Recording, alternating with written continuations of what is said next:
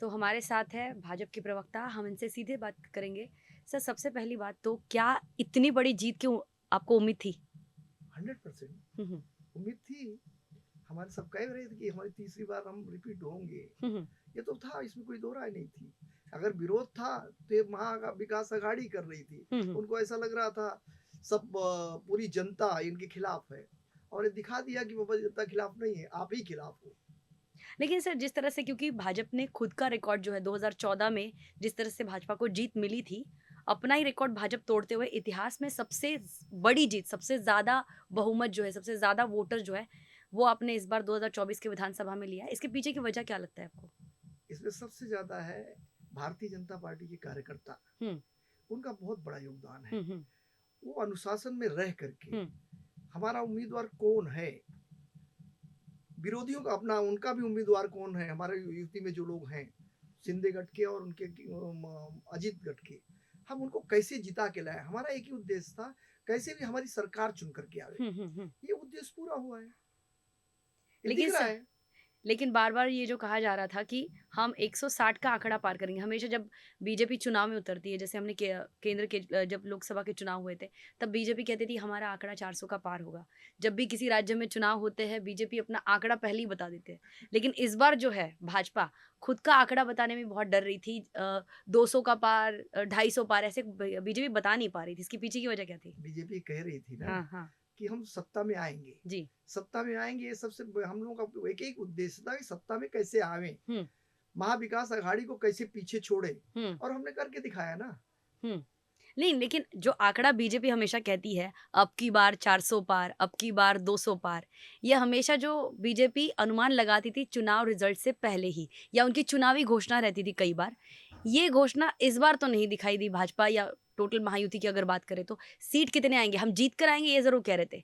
लेकिन आंकड़ा जो है बताने में थोड़ा कतरा रहे थे। तो नहीं क्या हम लोग, भाजपा को उम्मीद नहीं थी? नहीं, भाजपा को उम्मीद नहीं होती तो सत्ता में आएंगे ऐसा क्यों कहते थे। हुँ, हुँ, हुँ। आज की तारीख में आप देखिए ना, भाजपा शुरू से कह रही थी कि हम सत्ता में आएंगे। हुँ, अब रहा कि वो 200 के पार जाना है हुँ। या 250 के पार जाना है, ये हमें बताना ज्यादा वो लग रहा था।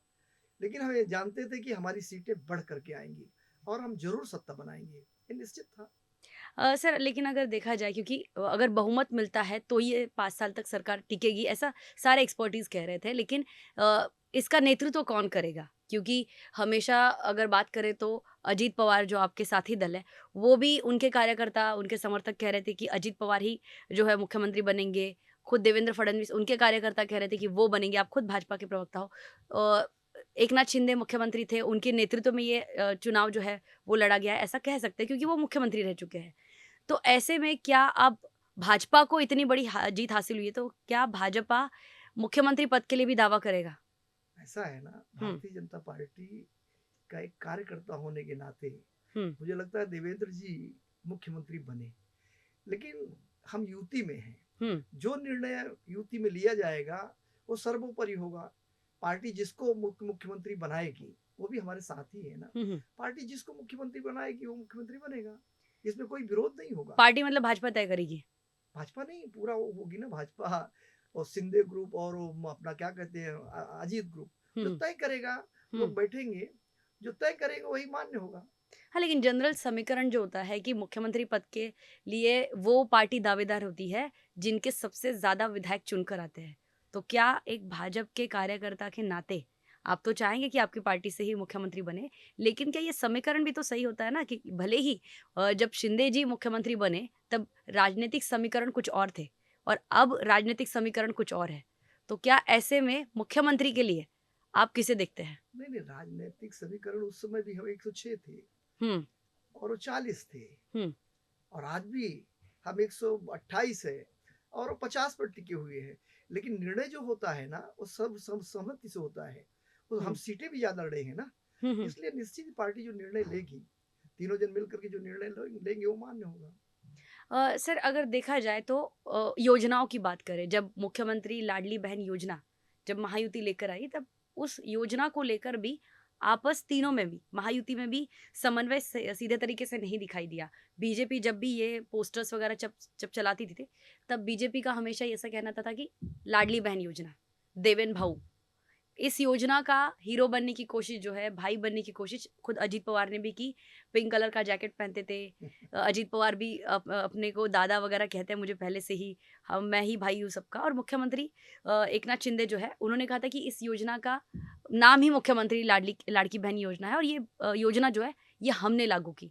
तो क्या इस योजना का फ़ायदा तो ज़रूर हुआ है क्योंकि महिलाओं ने तो भर-भर के वोट दिए हैं।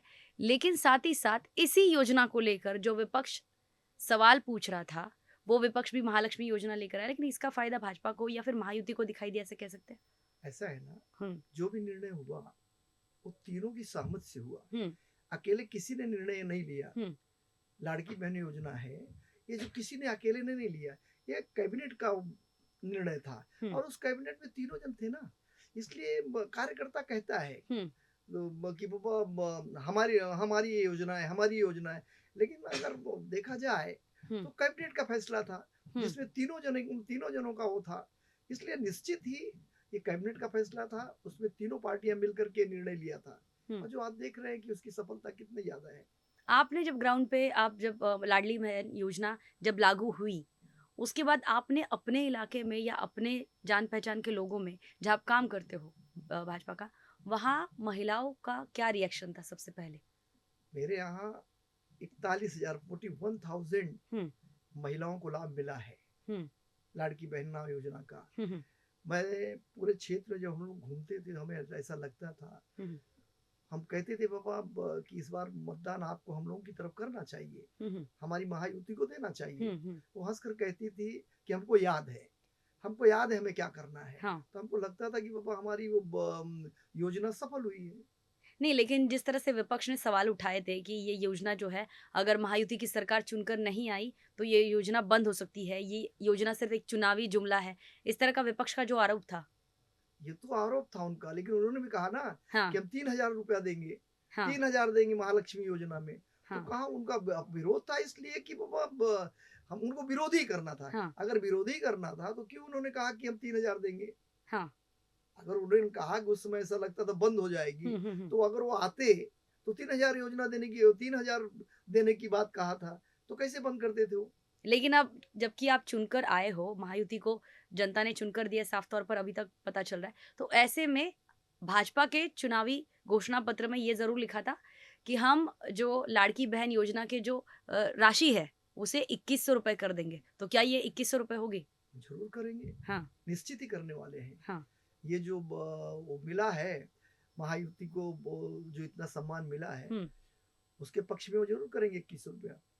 2100। जरूर। लेकिन राज्य का जो बजट है, वो बहुत ज़्यादा मतलब 47,000 करोड़ का बजट जो है, सिर्फ़ और सिर्फ़ लाड़की बहन योजना के लिए इस्तेमाल हो रहा है और जिसकी वजह से जो बाकी डिपार्टमेंट है, उनको ठीक तरीके से पैसे नहीं मिल रहे। ये तो डॉक्यूमेंटेड बात है सर, तो ये कैसे मैनेज करोगे? नहीं नहीं, हम जो भी बजट में लाए हैं हुँ, उसकी व्यवस्था करेंगे ना। हुँ, हुँ, हम उसकी व्यवस्था करेंगे, हमारे पास बहुत योजनाएं हैं जो देश के लिए देश की तरफ से जो एक वो है, हुँ, मोदी की तरफ से, मोदी जी जो कहने वाले हुँ, हैं हुँ, हुँ, वो हमारे लिए करने वाले हैं ना। और हुँ, हम अधिक तरह से और भी महाराष्ट्र में काम करके हुँ। उसका बढ़ाने वाले हैं, बजट बढ़ाने ही वाले हैं निश्चित ही। लेकिन इसके साथ 47,000 करोड़ देने के बावजूद भी हुँ, उस हुँ। बजट को हम कम नहीं करने वाले हैं।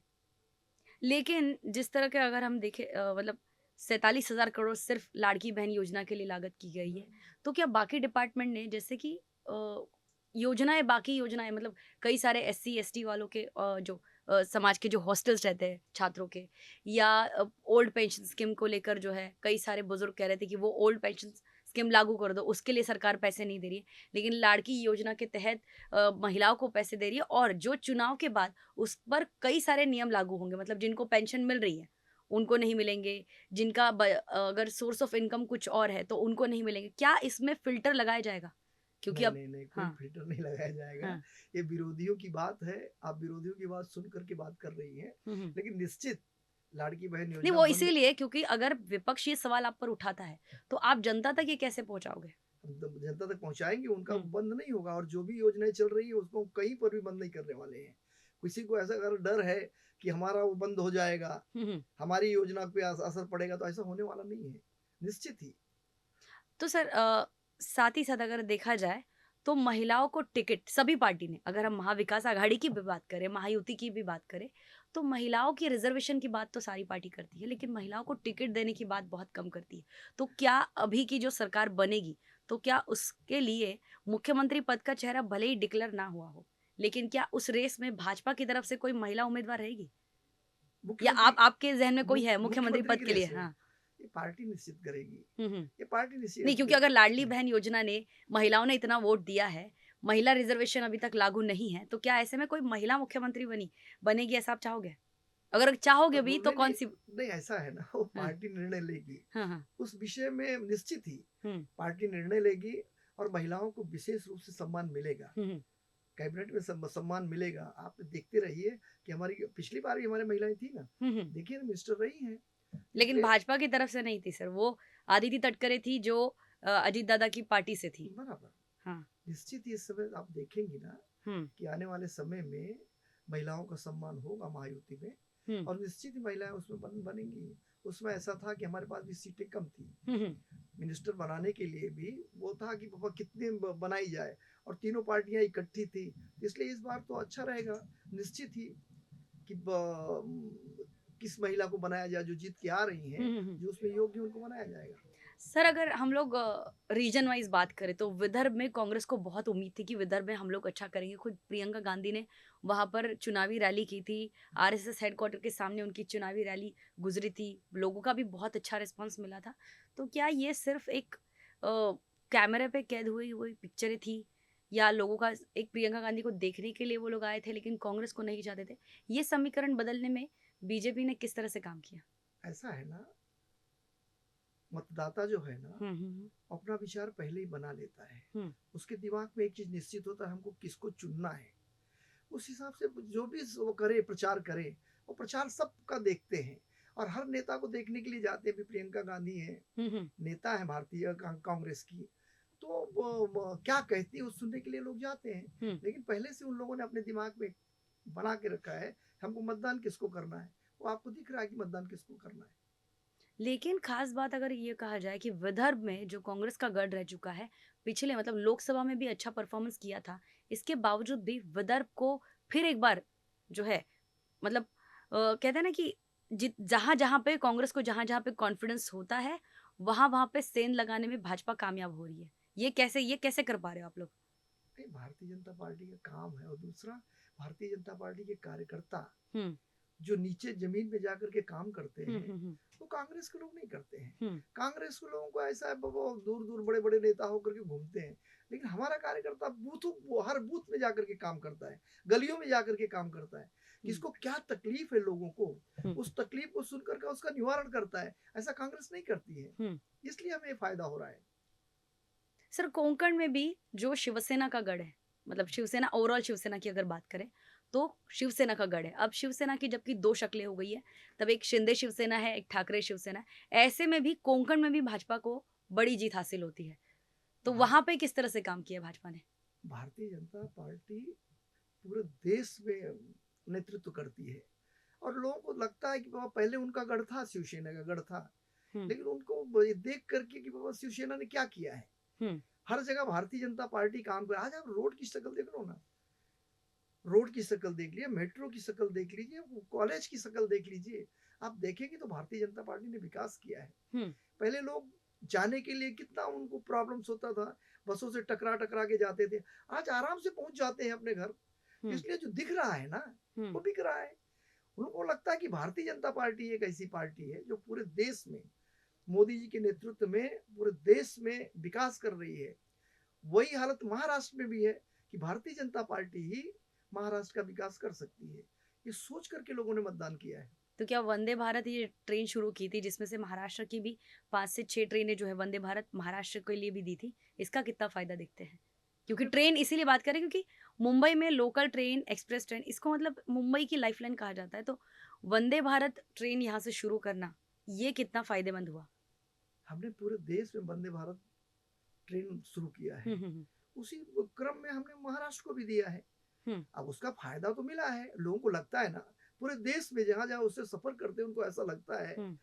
कि भारतीय जनता पार्टी ने इतना अच्छा काम किया है, इसलिए उनको ऐसा लगता है कि बाबा भारतीय जनता पार्टी विकास कर सकती है। और भी इसके पहले सत्ता में रहे हैं, मनमोहन जी 10 साल रहे हैं सत्ता में। हम्म। आप देखिए उस समय ऐसा लगता था कि देश का विकास हो रहा है। मोदी जी जब से आए हैं, हम्म। देश का प्रधानमंत्री कैसा हो मोदी जी ने सिद्ध किया है। हम्म। आज पूरे देश और विदेश में मोदी जी छाए हुए हैं। हम्म। इसलिए छाए हुए हैं कि उनका काम दिखता है, हम्म। नाम ही नहीं दिखता है। जहां भी जाते हैं लोग मोदी जी से मिलने के लिए आतुर रहते हैं। उसका सिर्फ एक काम है कि आज भारत की दशा और दिशा जो बदला है वो मोदी जी ने बदला है।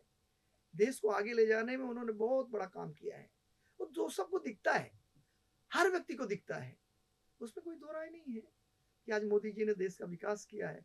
वो महाराष्ट्र में भी विकास हो रहा है। लेकिन जहां जहां पर महाराष्ट्र में वंदे भारत ट्रेन का डेस्टिनेशन है, वहां वहां पर आपको अच्छी सीटें मिली है। ऐसा है ना, आने जाने वाले को लगता है हाँ। कि बाबा ये ट्रेन आ जाने से हाँ। हमको बहुत सुविधा मिल रही है, इसलिए उन्होंने और ज्यादा वोट देने की कोशिश किया है। इसके बाद भी जब भी त्योहार रहते थे, खासतौर पर गणपति, दिवाली, इस तरह के त्योहार रहते थे, तब विशेष ट्रेन जो हमेशा कोई भी सरकार, कोई भी हो, केंद्र सरकार की तरफ से दी जाती थी। लेकिन कुछ ट्रेनें ऐसी भी शुरू कर दी थी, जैसे कुछ आपके विधायक की तरफ से, कि जिसमें मुफ्त जो है यात्रा की जाती थी। तो इसका कितना फायदा हुआ होगा, विशेष रूप से उन जगहों पर जहां पर लोग भगवान के दर्शन के लिए दिवाली पर, गणपति पर अपने गांव जाते हैं तब। क्योंकि कई ट्रेन के लिए हरी झंडी खुद देवेंद्र फडणवीस उन्होंने दिखाई थी। कभी आपके जो अन्य नेता है, नार्वेकर है, मिलिंद नार्वेकर, ऐसे कई लोगों ने दिखाई थी। तो इसका कितना फायदा, क्योंकि ट्रेन इसीलिए सर, क्योंकि ट्रेन के हमने देखा कि पिछले कई मतलब 1 साल से ट्रेन के जितने हादसे हो रहे हैं, ये सौभाग्य है महाराष्ट्र का, इस तरह का कोई हादसा नहीं हुआ। यहाँ पर विकास साफ तौर पर काफी हद तक दिखाई दे रहा है। लेकिन हरी झंडी ट्रेन को दिखाना, खासतौर पर त्योहारों के टाइम मुफ्त में यात्रा कराना, इसका कितना फायदा हुआ है? ऐसा है, हमें समझते हैं कि जो व्यक्ति जा नहीं सकता है, हम्म। पैसों के कारण नहीं जा सकता हम्म। है, हम पूरे अपने क्षेत्रों में जा करके लोगों को पूछते हैं, आप जाना चाहते हो, आप दर्शन करने जाना चाहते हो? हम्म। हाँ जरूर जाऊंगा, जरूर जाऊंगा। हम पूरी सुविधा करते हैं, सुविधा देकर के उनको भेजते हैं। जाके आने के बाद उनको ऐसा लगता है कि हम गए, घर के लोग भी हमारी इतनी मदद नहीं कर सकते हैं, जो हम्म। पार्टी के लोगों ने मदद किया, तो उनको ऐसा लगता है ना कि बहुत अच्छा हुआ। आने के बाद वो पार्टी की प्रशंसा ही करेंगे ना कि वो हम गए हैं, देवेंद्र जी के कारण गए हैं, सिंधे जी के कारण गए हैं, अजीत जी के कारण गए हैं। तो आकर के नीचे बताते हैं तो लोगों को लगता है कि अरे वो बहुत अच्छा है, हम भी उनके साथ जाएंगे। वो अगली बार वो भी वो कतार में खड़े हो जाते हैं। सर, पश्चिम महाराष्ट्र में जो राष्ट्रवादी शरद पवार दल का गुट माना जाता था, वो वहाँ उनका वर्चस्व ज्यादा है। वहां पर भी राष्ट्रवादी शरद पवार गठ जो है वो ज्यादा कमाल नहीं दिखा पाई। वहां पर भी अजित पवार, बीजेपी, इनको ज्यादा लोगों ने पसंद किया है। ऐसा है ना, शरद पवार जी बड़े नेता हैं, लेकिन आज की तारीख में अजीत जी हमारे साथ आकर के, भारतीय जनता पार्टी के साथ आकर के, उन्होंने उस विकास का लाभ वहां पहुंचाया है। हम्म। शरद पवार जी बड़े नेता हैं, हम्म। आज सरकार में नहीं थे, सरकार में तो अजीत पवार जी थे ना। हम्म। उसका लाभ उनको मिला है, भारतीय जनता पार्टी के साथ आने के बाद उनको लाभ मिला है, उस लाभ का फायदा मिला है उन्हें। जो लाभ उनको मिला है, आम जनता को मिला है, वो उनके साथ आ गई है। मराठवाड़ा में भी देखा जाए कि लोकसभा में जरांगे पाटिल फैक्टर जो है, मराठा रिजर्वेशन, जो मराठा वर्सेस ओबीबी, ये ओबीसी। विवाद जो शुरू, ओबीसी जो शुरू हुआ था, उसके बाद अगर देखा जाए तो लोकसभा में वो उनका करिश्मा चला। लेकिन अभी उनका करिश्मा कम पड़ गया और मराठवाड़ा में भी महायुति ने अच्छा परफॉर्म किया। तो क्या ये विवाद जो है ओबीसी बनाम मराठा, वो खत्म हो गया है? ऐसे जनता जानती है, हम्म। जनता ये अच्छी तरह जानती है कि हमारे नेता जातियों में हमको बांट करके कितना फायदा पहुंचाएंगे। हम्म। एक बार उन्होंने ऐसा किया कि बाबा ठीक है हम इनके साथ हैं, हम्म। लेकिन जब उनको ऐसा लगा कि बाबा लाभ तो मुझे ये पार्टियों से मिल रहा है, हम्म। युति महायुति से मिल रहा है, तो हम उनका कितना दिन तक सुनेंगे, इसलिए उन्होंने उसका विरोध किया। न ले, कहते हुए भी उन्होंने विरोध किया, मतदान मुझे दिया मतलब उनका विरोध किया। लेकिन उत्तर प्रदेश के मुख्यमंत्री योगी आदित्यनाथ आते हैं और वो कहते,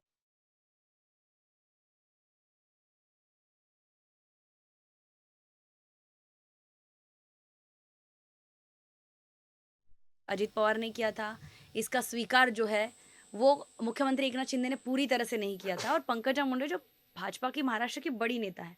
उन्होंने कहा था कि इस तरह की घोषणा का जो है, वो महाराष्ट्र में इस तरह की घोषणाएँ नहीं चलती, हमें इसकी ज़रूरत नहीं है। तो क्या ये घोषणाएँ काम कर गई या नहीं की? नहीं, नहीं, नहीं, उन्होंने कहा था, एक है तो सेफ है। हुँ। पूरे देश की अगर जनता एक साथ है, हुँ, हुँ, हुँ। तभी वो सेफ है, वो सुरक्षित है।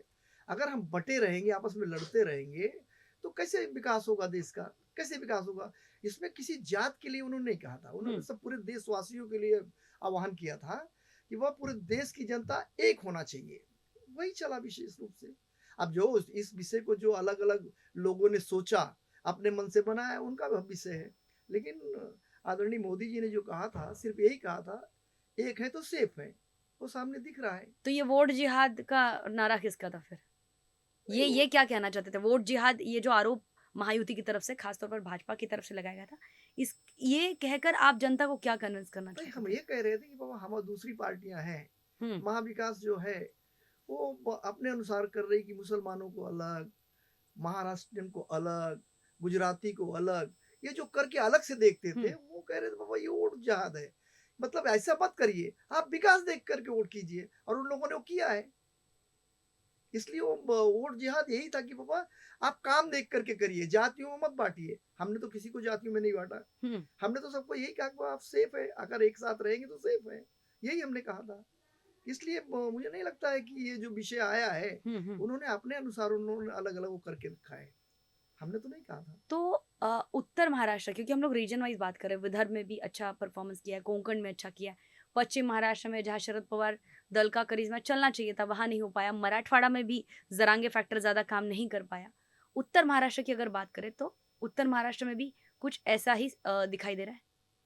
ऐसा है ना, जनता इस समय ऊब चुकी थी। हुँ। इन लोगों के नारों को सुन सुन करके ऊब चुकी थी। उनको ऐसा लग रहा था कि अरे पापा अच्छा काम किया है उन लोगों ने, 2.5 साल में अच्छा काम किया है। और सबसे ज़्यादा मोदी जी अच्छा काम कर रहे हैं, पूरे हुँ। देश के लिए कर रहे हैं। हुँ। अगर वो आह्वान कर रहे हैं कि हम आपके वो हैं, सब सुरक्षा आपकी हम करने वाले हैं, तो लोगों को लगता है उनके ऊपर विश्वास है ना, मोदी जी पर विश्वास है, इसलिए लोगों ने ऐसा अपना मतदान किया है।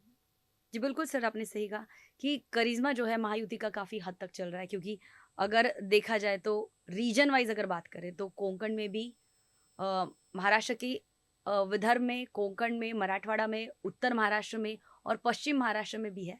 अ, सीटें वहाँ-वहाँ पर बीजेपी ने अच्छा काम किया है, जहाँ पर उनका सीधा टकराव कांग्रेस के साथ था। धन्यवाद सर, हमसे बातचीत करने के लिए बहुत-बहुत। Thank you.